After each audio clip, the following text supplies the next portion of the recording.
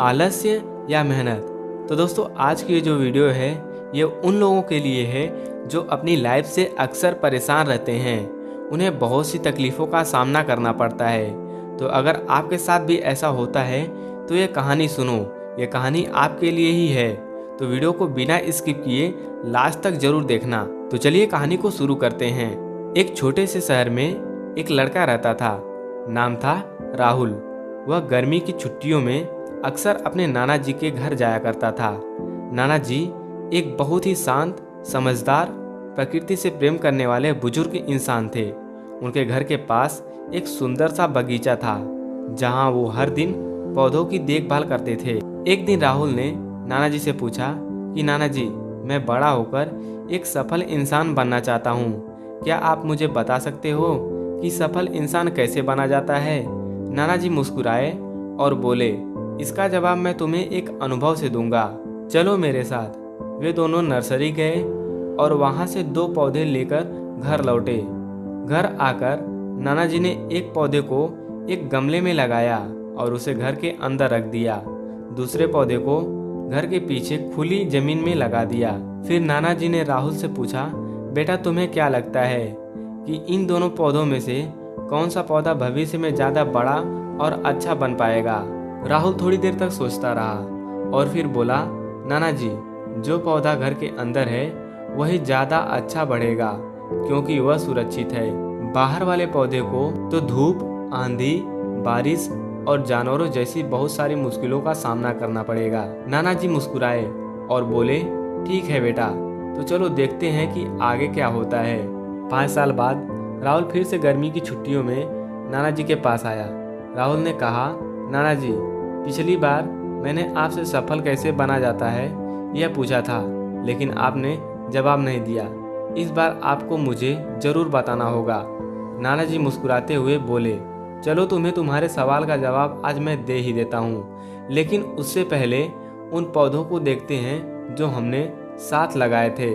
वे पहले उस पौधे के पास गए जिसे उन्होंने गमले में घर के अंदर रखा था।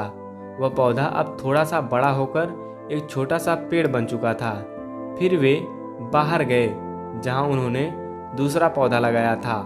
वहां एक विशाल वृक्ष खड़ा था जिसकी शाखाएं दूर दूर तक फैली थी और जो राहगीरों को छाया दे रहा था। नाना जी ने राहुल से पूछा, अब बताओ बेटा, इनमें से कौन सा पौधा ज़्यादा बड़ा और सफल बना है?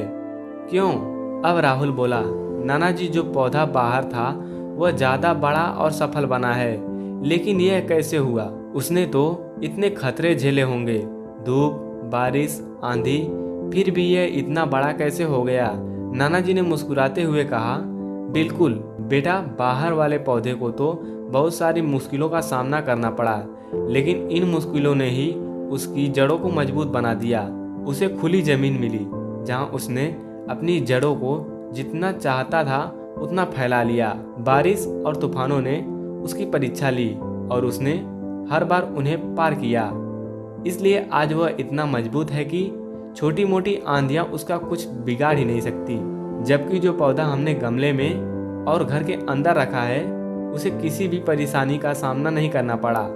वह सुरक्षित तो है, लेकिन उसकी जड़ें गमले में ही सीमित रही हैं, इसलिए वह ना तो बड़ा हो पाया और ना ही मजबूत। फिर नाना जी ने राहुल की आंखों में देखते हुए कहा, बेटा, यह याद रखना, जब तुम जीवन में संघर्ष नहीं करोगे, कठिनाइयों का सामना नहीं करोगे, तब तक तुम सफल नहीं बन सकते हो।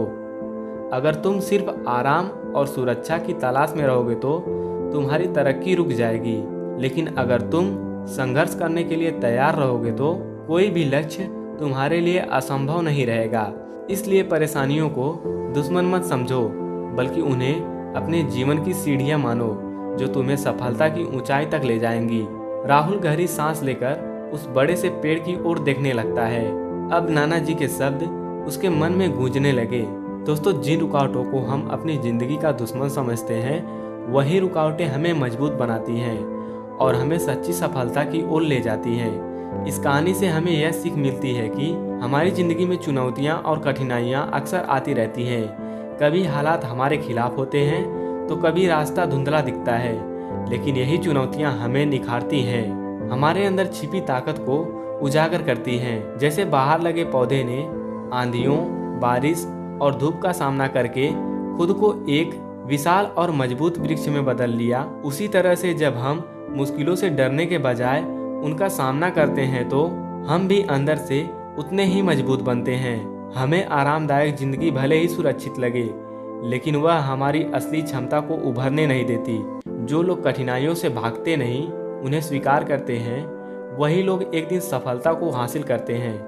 क्योंकि सफलता केवल सुविधाओं में ही नहीं, बल्कि संघर्ष के रास्तों पर चलने से मिलती है। आपको ये कहानी पसंद आई हो तो कृपया आप इस वीडियो को लाइक करें और आप इस कहानी को अपने आलसी दोस्त के साथ भी शेयर कर सकते हो, ताकि वो भी इस कहानी को सुने और उसे भी कुछ सीख मिले।